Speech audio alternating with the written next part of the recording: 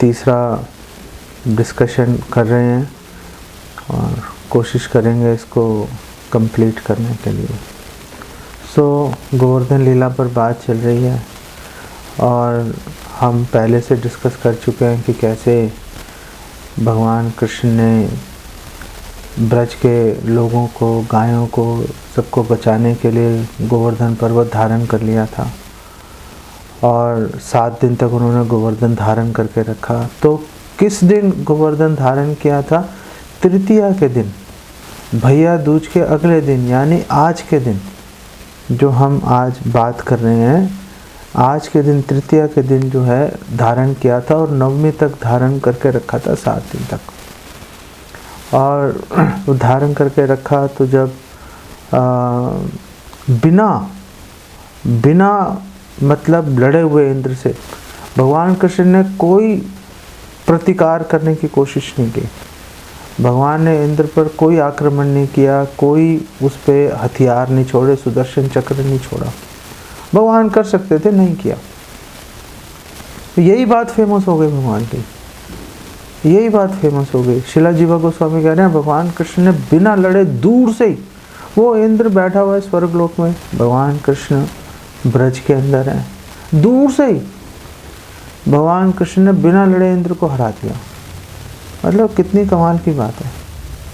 और फिर हरा दिया तो दशमी के दिन जो है जब इंद्र बहुत ही पश्चाताप से पीड़ित हो गया और इंद्र ने अब दशमी के दिन जो है खोजना शुरू किया उपाय कि मतलब क्या अब ऐसा काम करूं कि वापस जो है भगवान मुझे स्वीकार कर लें, भगवान से मेरे संबंध अच्छे हो जाएं।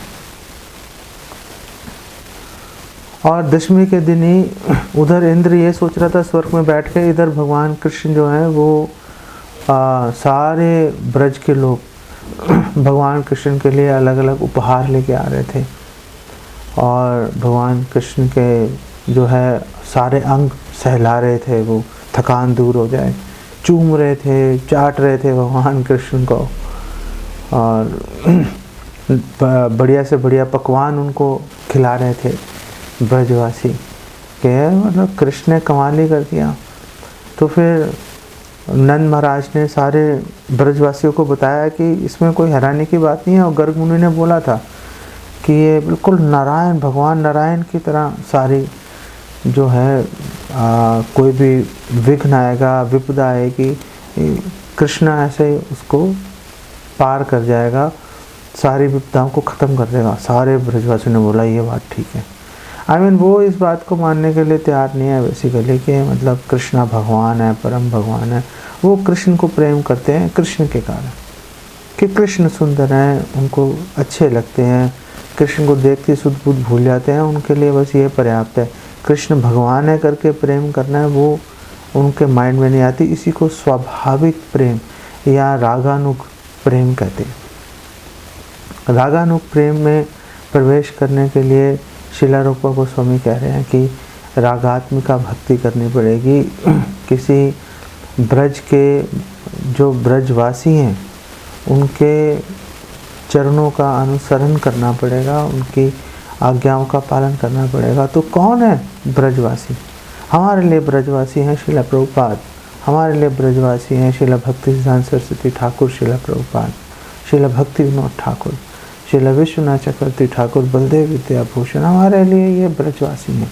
रूपा गोस्वामी, सनातन गोस्वामी, जो षट गोस्वामी वृंद हैं, ये ब्रजवासी हैं और हम इनकी आज्ञाओं का, इनकी शिक्षाओं का पालन करेंगे। जो ये कह रहे हैं हमें करने के लिए अगर हम करेंगे तो बस हम भी रागात्मिका भक्ति में प्रवेश कर जाएंगे और उससे रागानुगा भक्ति में हम लोग प्रवेश कर जाएंगे, जो कि हमारा गोल है बेसिकली जो। तो अब क्योंकि इंद्र की अब आंखें खुल गई थी, इंद्र को पता चल गया था मैंने गलती कर दी है, तो इंद्र सबसे पहले गया अपने गुरु के पास, बृहस्पति के पास, और बृहस्पति के पास जाकर उन्होंने बोला कि देखो बड़ी भारी गलती हो गई, मैंने ऐसे ऐसे कर दिया। तो गुरु बृहस्पति ने इंद्र को बहुत खरी खोटी सुनाई और बृहस्पति जी ने बोला इंद्र को कि तुम 1000 आंखें हैं तुम्हारे, फिर भी तुम अंधे हो। 1000 आंखें हैं, कुछ तो मतलब तुम्हें सोचना चाहिए था ना, किसी ना किसी आंख से तो दिखना चाहिए था। 1000 मतलब हर किसी की 2 आंखें हैं, मतलब तुम्हारी 1000 है, 500 गुना ज़्यादा देखने की ताकत है तुम्हारे पास। कुछ तो मतलब तुम्हें दिखना चाहिए था कि मतलब गलत हो रहा है, मैं गलत कर रहा हूँ, मुझे ऐसा नहीं करना चाहिए। कोई मतलब तुम्हें इस बात का कोई अनुभव नहीं हुआ तुम्हें, और तुम गलती भी गलती करते चले गए। लगातार 7 दिन तक तुम ऐसे करते रहे। इनफैक्ट बृहस्पति जी ने बोला कि तुम सुरेश के नाम से तो प्रसिद्ध हो, लेकिन ये जो सुरेश है ना, ये सुर ईश नहीं है, ये सुरा ईश है तुम्हारे केस के अंदर। सुर का मतलब देवता, ईश का मतलब स्वामी। तुम देवताओं के स्वामी नहीं हो, तुम सुरा, तुम मदिरा के स्वामी हो। तुम मदिरा पी के इतने बेसुध हो गए कि तुमने अपने स्वामी पर ही आक्रमण कर दिया। विवेक खत्म हो गया ना, तुमने मदिरा पान कर लिया, विवेक खत्म हो गया। उसके बाद शराबी आदमी है, वो कुछ भी कर सकता है, क्योंकि उसको अपने कोई कंट्रोल ही नहीं है, उसको क्या करेगा क्या नहीं करेगा। और फिर बृहस्पति जी ने बोला कि स्मृति शास्त्र में लिखा गया है कि जो व्यक्ति आत्महत्या, जिसने ये प्रण ले लिया कि मैं तो आत्महत्या करूँगा, वो अस्पृश्य बन जाता है। वो अस्पृश्य है, चाहे उसने नहा लिया धो लिया, लेकिन फिर भी वो एक शव के, एक लाश के समान है। उसको देख के डर ही लगेगा, उसको छुएंगे तो अपवित्र हो जाएंगे। आप बोलोगे कि ये तो पता नहीं किसकी बात कर रहे हैं। अरे ये हमारी बात कर रही है, यहाँ पे हमारी बात हो रही है। यहाँ पे जितने भी इस भौतिक संसार में जितने भी 84 लाख योनियों में असंख्य जीव हैं, उन सब की बात हो रही है। कौन आत्महत्या करने में, किसने प्रतिज्ञा कर रखी है आत्महत्या करने की? हम सभी ने प्रतिज्ञा कर रखी है आत्महत्या करने की। आत्महत्या का मतलब क्या है कि बार बार इस शरीर को मारेंगे, बार बार इस शरीर को मारेंगे, ये भी तो आत्महत्या है।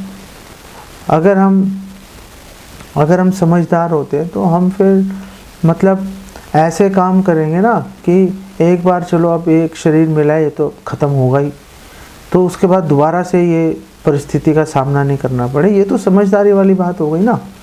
लेकिन अगर कोई इस बारे में विचार ही नहीं कर रहा, कोई भगवत धाम जाने का प्रयास नहीं कर रहा, कोई व्यक्ति भगवान कृष्ण को संतुष्ट करने का प्रयास नहीं कर रहा, फिर तो आत्मघाती हो गया ना। वो भागवतम भी बोल रही है आत्मघाती है भाई, वो पशु के समान है। और बृहस्पति जी ने बोला कि ऐसा व्यक्ति जो है, ऐसा व्यक्ति चाहे कितना ही नहा धो ले, खुशबूदार तेल लगा ले, वो मतलब अस्पृश्य ही माना जाएगा। उसको देख के डर लगेगा। किसको डर लगेगा? जो आत्महत्या नहीं करना चाहते, जो प्रयासरत हैं कि हम अब आत्महत्या नहीं करेंगे, हम इससे बाहर निकलेंगे।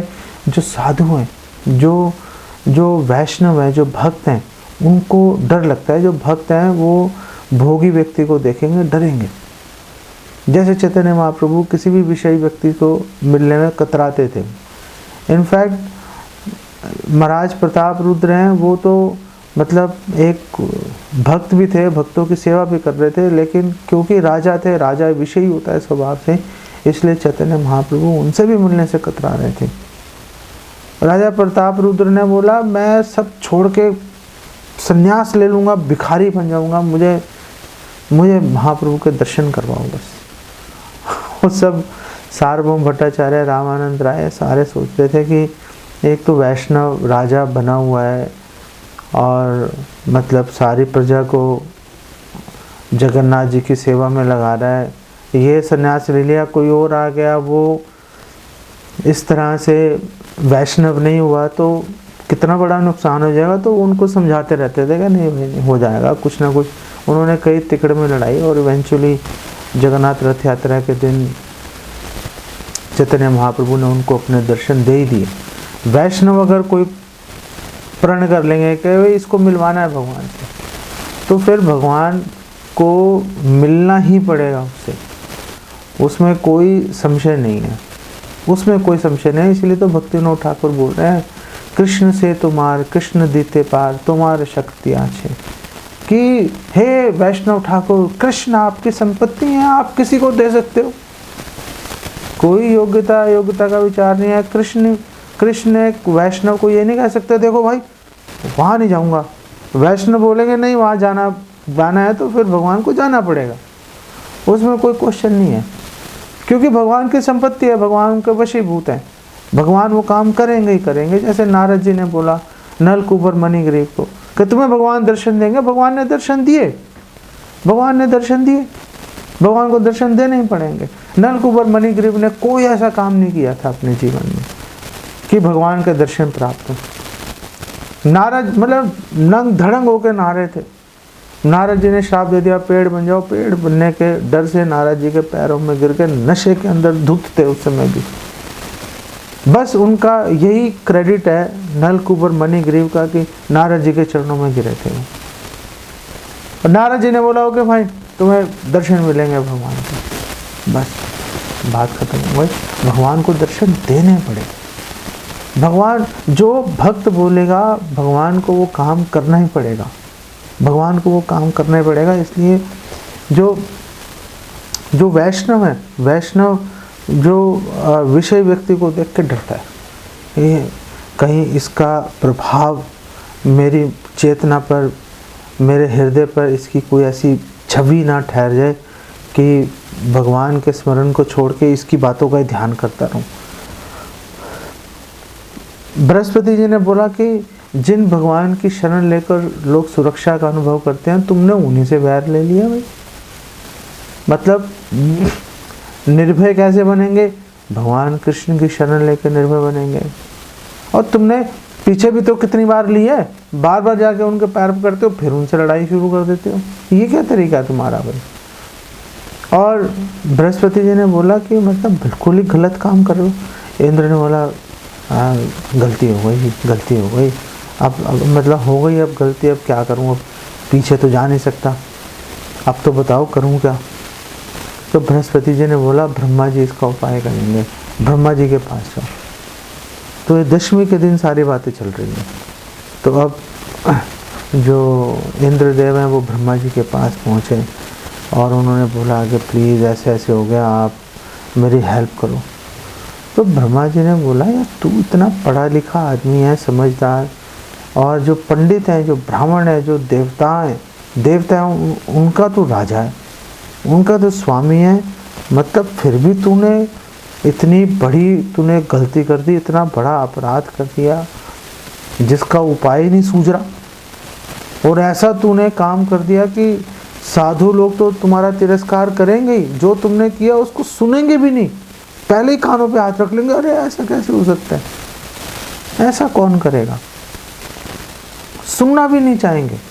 एक निरपराध लोगों पे तुमने वज्र का प्रहार करके उनको मतलब मारने की कोशिश की, वो संवर्तक बादल भेज दिए जो प्रलय के पानी इतनी हाथी के पैर जितनी मोटी मोटी बूंदें ऊपर से बरसा रहे थे, जो कि बिल्कुल चट्टानों की तरह आके नीचे गिर रही थी, जल थल एक कर रही थी।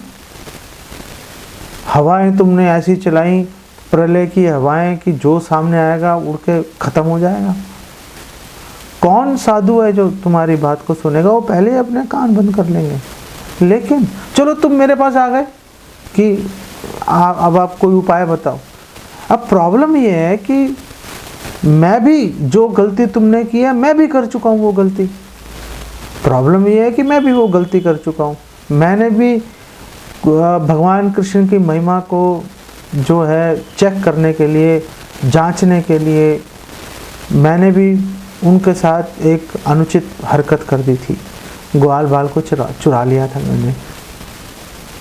तो अब मतलब मैं इस स्थिति में नहीं हूँ क्योंकि मैं खुद ही अपराधी हूँ।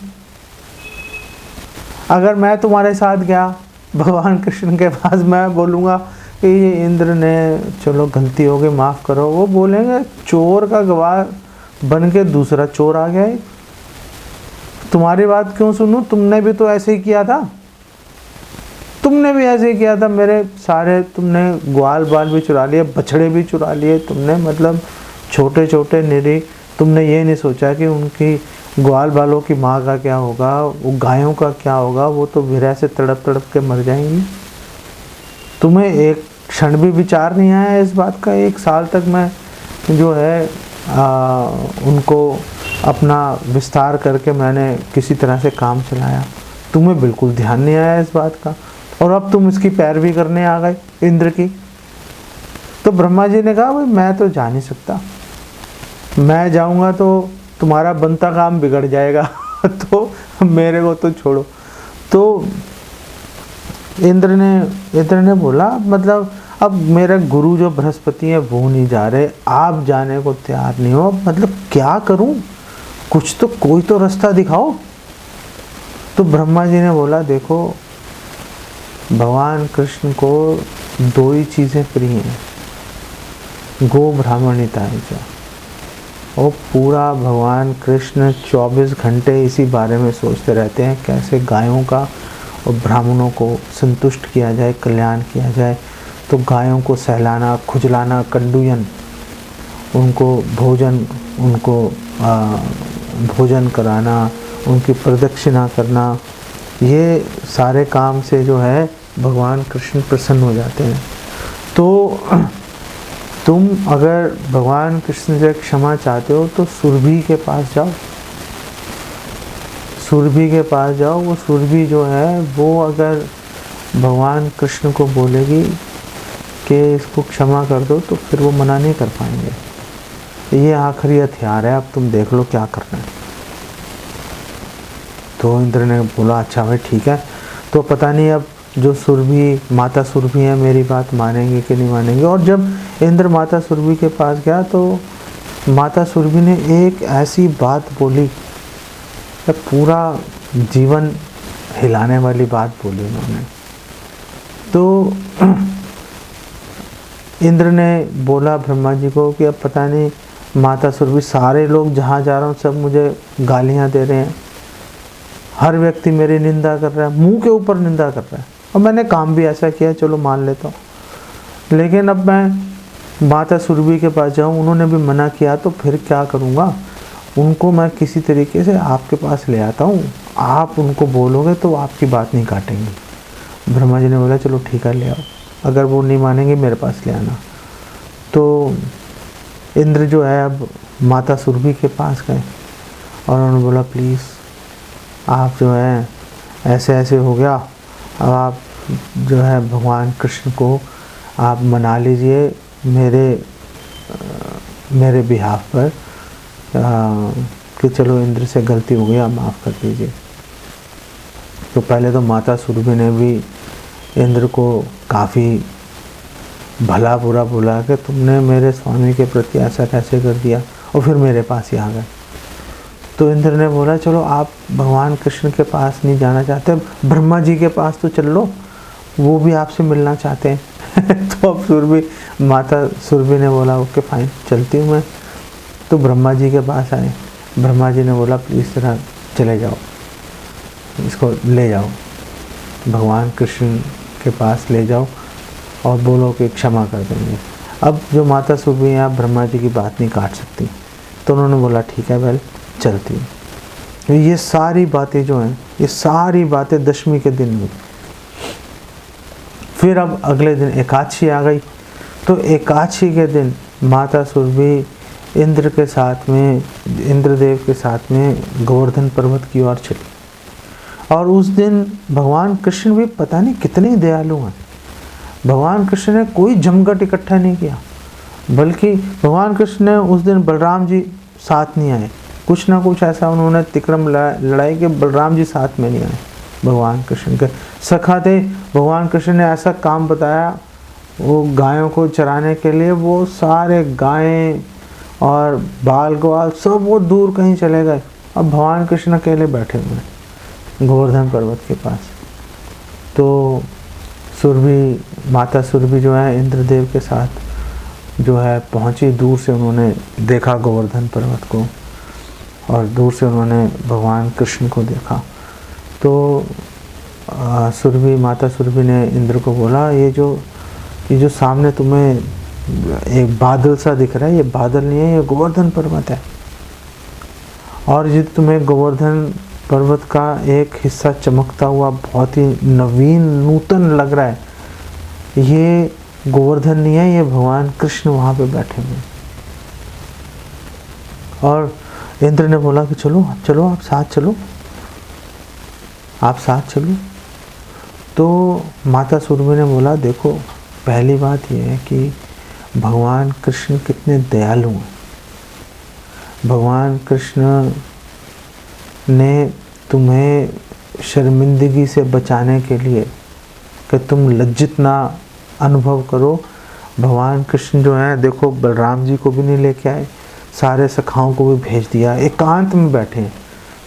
क्यों एकांत में बैठे हैं? तुम पर दया करने के लिए एकांत में बैठे हैं, तुम्हारी वेट कर रहे हैं कि अब चलो, अब आएगा, ये माफ़ी मांगेगा। कितनी भगवान दयालुता दिखा रहे हैं, यही मौका है, जाके माफ़ी मांग दो। तो इंद्र ने बोला, इसीलिए तो आया हूँ, अब चलो साथ चलो। तो सुरभि, माता सुरभि ने बोला, मैं साथ नहीं जाती, तुम आगे जाओ, मैं तुम्हारे पीछे उचित समय देख कर आ जाऊँगी।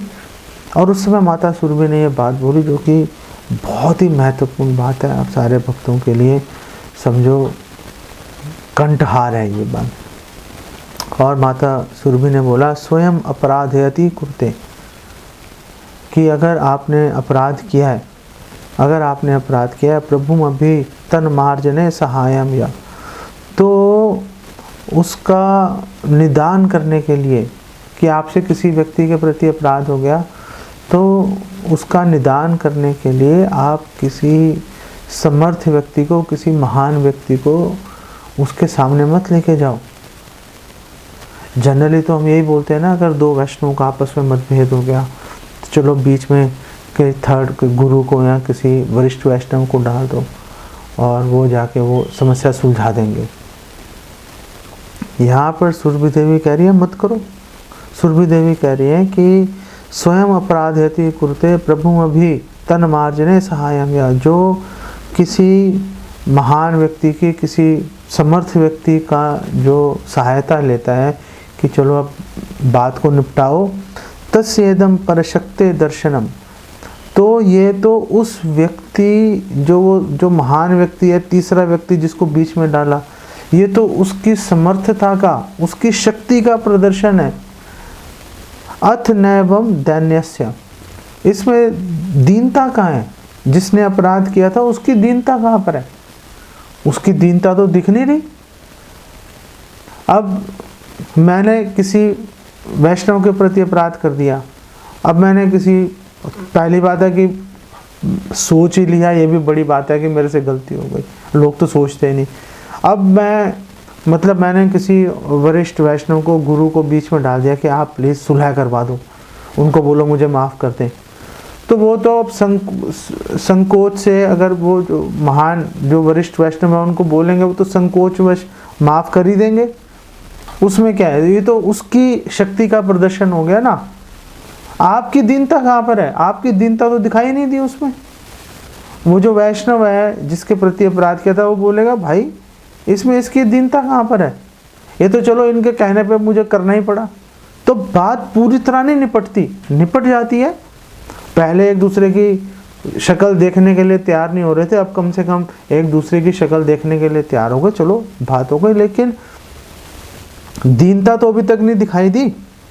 इसीलिए माता सुरभि ने आगे बोला, यस्मिन स्वयं अपराधी, इसीलिए जिसने अपराध किया है, जो अपराधी है, स्वयं उसको खुद नमति रहस्तम सहाय निर्विन्ना, उसको किसी की सहायता लिए बिना उसको जाके सामने से प्रणाम करना पड़ेगा। नमती, उसको सामने से जाके प्रणाम करना पड़ेगा। जब वो सामने से जाके जिस वैष्णव के प्रति उसने अपराध किया था, जब वो प्रणाम करेगा तो दो बातें होंगी वहाँ पर, तो दो बातें हो जाएंगी वहाँ पर। क्या बातें होंगी? कृपयति सा जन मात्रम दैन्यावस्था महाजनम किमुता।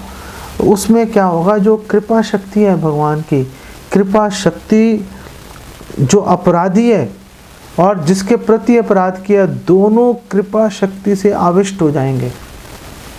अपराधी भी कृपा शक्ति से आविष्ट हो जाएगा और जिसके प्रति अपराध किया था वो भी कृपा शक्ति से आविष्ट हो जाएगा। मतलब जो अपराधी है वो कृपा प्राप्त करने का पात्र बन जाएगा और भगवान की कृपा से, क्योंकि उसने दीनता दिखाई, भगवान की कृपा से जिसके प्रति अपराध हुआ था उसके हृदय में भी भगवान ऐसी कृपा की भावना जो है संचारित कर देंगे कि भाई चलो इसको माफ़ करो, इस पे कृपा करो। तो ये दोनों चीज़ें एक साथ संगठित हो जाएंगी, दोनों चीज़ें एक साथ हो जाएंगी। और फिर इसमें जो है, इसमें फिर दीनता मतलब दिखाई देकर ही रहेगी इसके अंदर। जब कोई वैष्णव दूसरे वैष्णव के प्रति झुकेगा, जाके प्रणाम करेगा, बोलेगा मुझे माफ़ कर दो, तो मतलब उसमें तो सामने वाले वैष्णव को माफ़ करना ही पड़ेगा, उसमें कोई क्वेश्चन ही नहीं है उसके अंदर। तो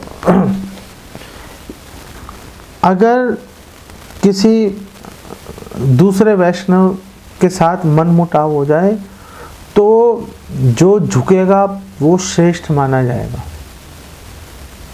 राइट रॉन्ग की कोई आध्यात्मिक जगत में कोई उसकी कीमत नहीं है, राइट कौन है रॉन्ग कौन है, कोई उसकी कीमत नहीं है। कीमत है कि दीन कौन है। हमसे गलती हुई, माफ़ी मांगो। अगर हमें लगा कि हमारे किसी बात से, किसी व्यवहार से, किसी वैष्णव के प्रति, किसी वैष्णव को बुरा लगा हो, तुरंत जाके माफ़ी मांगो भाई, तुरंत जाके माफ़ी मांगो, तब जाके बात ख़त्म हो जाएगी। ये बात माता सुरभि ने ऐसी बोली है, बिल्कुल इसको तो हमेशा गले में लटका कर चलना चाहिए। और यही बात जो है, जो कंठहार श्लोक है शिक्षाष्टकम का कि त्रिनादपि सुनिचेन तरोरपि सहिष्णुना अमानिना मान देन, मान दीजिए, सामने जाके झुकिए दूसरे के, तब जाके कीर्तन सिधारी। तो हमेशा हरि कीर्तन कर पाएंगे, नहीं तो फंसे रहेंगे भाई, नहीं तो हमेशा फंसे रहेंगे। तो माता सुरभि ने बोला कि देखो मैंने तुम्हें सिद्धांत बता दिया, अब तुम जाओ, जाके क्षमा याचना करो, और जैसे ही मेरी ज़रूरत होगी मैं तुरंत वहाँ पे आ जाऊँगी, मैं पीछे ही खड़ी हूँ तुम्हारे, कोई घबराने की बात नहीं है। तो इंद्र गए और इंद्र ने भगवान कृष्ण के चरणों में झुक के प्रणाम किया। 1000 सहस्त्र नेत्रों से सहस्त्र धाराएं बह रही थी और भगवान के चरणों को धो रही थी, एक साथ सहस्त्र धारा बह रही थी। भगवान कृष्ण को थोड़ा संकोच हो गया, क्या कर रहे हैं भाई, मतलब इतना रो रहा है और पैरों में गिर गया। तो इंद्र ने बोला कि हे भगवान, आप परम ईश्वर हैं, आप ईश्वरों के ईश्वर हैं, आप ब्रजेंद्र नंदन श्री नंद महाराज के आप प्रिय पुत्र हैं, आप पूर्णतः स्वतंत्र हैं। ऐसा कोई, मतलब इसके माध्यम से इंद्र का ये मंतव्य था कि मैं आपका पैरों में झुका हूँ, इसका मतलब ये नहीं है कि आपको मुझे क्षमा करना ही पड़ेगा, आप पूर्ण स्वतंत्र हैं, आप चाहे तो मुझे ठुकरा भी सकते हैं। इतनी दीनता इंद्र के हृदय में आ गई, भगवान के सामने झुकने मात्र से इतनी दीनता आ गई। और इंद्र ने बोला ये महान उत्सव जितने भी मनाए जाते हैं वो सब आपको प्रसन्न करने के लिए, आपको संतुष्ट करने के लिए मनाए जाते हैं। आप परम सत्य हैं, आपकी महानता को समझना मुझ जैसे मूर्ख, नीच, क्षुद्र व्यक्ति के लिए बहुत ही कठिन है। इसीलिए मैं समझ नहीं पाया और मैं झूठे अहंकार की मदिरा पीकर मैं बिल्कुल अंधा हो गया, मैं 1000 नेत्र होने के बावजूद भी। तो आपकी महिमा के बारे में कैसे अनुकूल भाव से सोच पाऊँगा। ये इंद्र अपने माध्यम से जितने भी ये भौतिक भोगी लोग हैं उन सब का वर्णन कर रहे हैं। और इंद्र ने बोला कि मेरे 1000 नेत्र तो हैं, लेकिन उन 1000 के 1000 नेत्रों में नेत्र रोग हो रखा है। नेत्र रोग हो गया तो 1000 आंखें क्या फ़र्क पड़ेगा, दिखाई तो कुछ दे नहीं रहा, तो 1000 आंखें होने का पॉइंट क्या है। तो इंद्र ने बोला मैं तो उस उल्लू की तरह हूँ जो कि चमकदार सूर्य को कभी नहीं देख पाता, क्योंकि उसको परेशानी होती है। उल्लू जो है वो सूर्य को कभी नहीं देखेगा। तो इंद्र ने बोला, हे दयालु भगवान, आप प्लीज़ मेरी प्रार्थना को सुनिए, और मैं ये बात समझ गया हूँ कि जो आपने ये जो यज्ञ आपने रोक के मुझे दंडित किया, ये आपने बिल्कुल ठीक किया। ये आपने बिल्कुल ठीक ही किया। एक अंधे व्यक्ति के लिए सर्वश्रेष्ठ उपाय है उसको एक छड़ी पकड़ाओ, और आपने मुझे छड़ी दी, मैं सोच रहा हूँ कि मेरी पिटाई हो रही है, लेकिन आप तो मुझे छड़ी पकड़ा रहे हो कि रास्ता देखने में आसानी रहेगी। हे भगवान, आप दया के पात्र हैं। आपने तो मुझे अच्छी शिक्षा दे दी थी, लेकिन मैं उसको ठीक से समझ नहीं पाया, क्योंकि मैं ढोंगी हूँ, क्योंकि मैं भोगी हूँ। और जो भोगी व्यक्ति होता है, क्योंकि हर चीज़ को भोग के चश्मे से देखता है, इसलिए हमेशा गलत कार्य करने के लिए भोगियों की बुद्धि उनको हमेशा गलत काम में लगाएगी। ये जो इंद्र के वचन है, ये आनंद वृंदावन चंपू के अंदर जो है लिपिबद्ध है। तो जब इंद्र ने इस प्रकार बोला तो भगवान कृष्ण ने, अब हालांकि भगवान बाध्य नहीं है, लेकिन भगवान कृष्ण ने इंद्र को बताया कि भगवान ने यज्ञ क्यों रोका था। हमने शुरू में 1-2 लेक्चर्स पहले हमने डिस्कस भी किया था कि क्योंकि ब्रजवासी इंद्रदेव से श्रेष्ठ हैं, तो इंद्र के लिए अनुचित था कि वो ब्रजवासियों से पूजा, उनकी सेवा स्वीकार करें। इनफैक्ट इंद्रदेव को उनकी सेवा करनी चाहिए थी।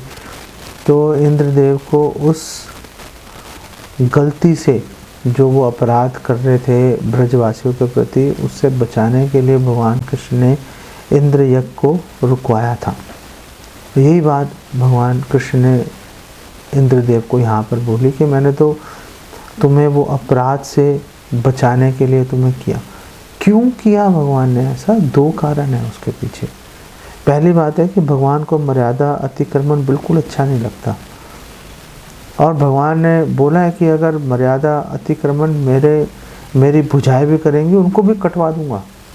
जय विजय ने 4 कुमारों के प्रति अपराध किया, उनको उचित सम्मान नहीं दिया, तो भगवान ने निष्कासित कर दिया उनको वैकुंठ से, भागो यहाँ से, तुमने ठीक से व्यवहार नहीं किया।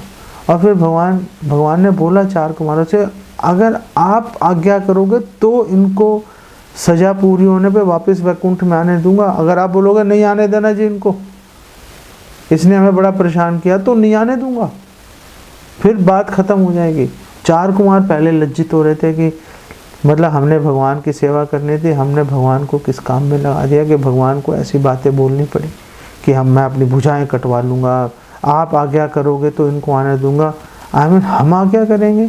हम तो भगवान के पैरों की धूल हैं, हम तो भगवान के पैरों की धूल हैं, भगवान के पैरों की धूल बनने आए हैं, और हमसे मतलब हमने ऐसा ही काम कर दिया। सह लेते तो सह लेते, अब वो जय विजय ने बोला था सह लेते, बात खत्म हो जाती।